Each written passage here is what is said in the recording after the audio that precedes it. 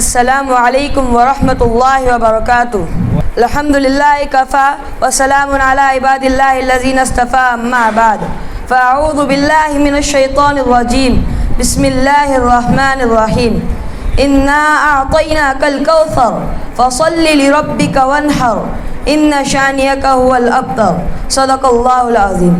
محترم سامعین اکرام، میرے تقریر کا عنوان اسلام کی ایک اہم عبادت قربانی ہے۔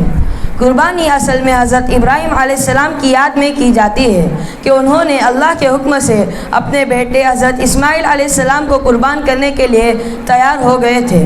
قربانی کا مقصد اپنی خواہشات اور ناجائز تمناؤں کو اللہ کے لیے قربان یعنی ختم کرنا ہے اور شیطان کے بہکاوے سے اپنے آپ کو بچانا ہے۔ اللہ تبارک و تعالی قرآن میں فرماتے ہیں فَصَلِّ لِرَبِّكَ وَانْحَرْ، اے نبی نماز پڑھیے اپنے رب کے لیے اور قربانی کیجیے۔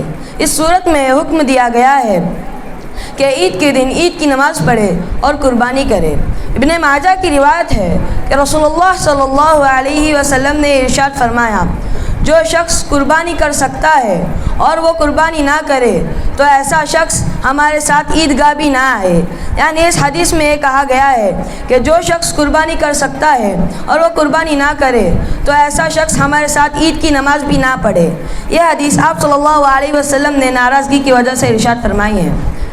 ترمذی شریف کی روایت ہے، رسول اللہ صلی اللہ علیہ وسلم نے ارشاد فرمایا، ذوالحجہ کی 10 تاریخ یعنی عید کے دن کوئی نیک عمل اللہ تعالیٰ کے نزدیک قربانی کے خون بہانے سے افضل نہیں، اور قیامت کے دن قربانی کرنے والے اپنے جانوروں کے سینگوں، بالوں اور کھوروں کو لے کر آئے گا جس پر اس کو ثواب دیا جائے گا۔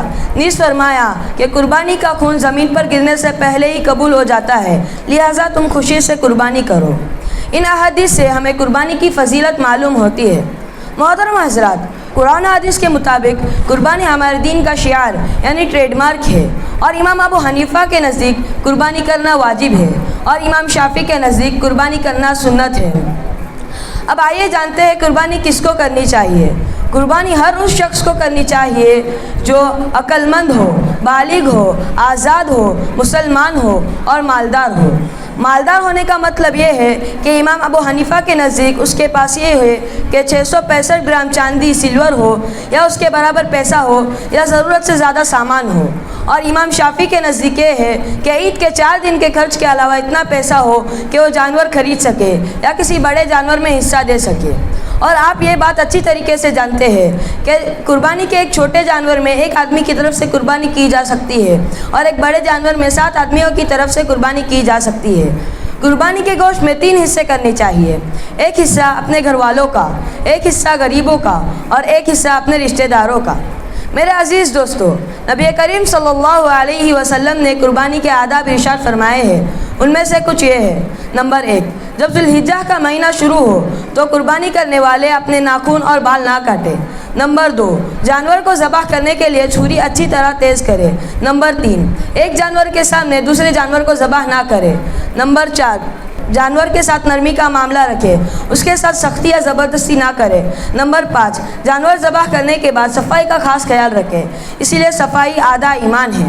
آخر میں یہ کہنا چاہوں گا کہ قربانی کا اصل روح یہ ہے کہ مسلمان اللہ کی محبت میں اپنی تمام نفسانی خواہشات اور شیطانی وسوسوں کو قربان کرے، اور اللہ تعالیٰ نے جو بھی اسے نعمتیں دی ہے اسے اللہ کے راہ میں خرچ کرنے کا جذبہ اور نیت رکھے۔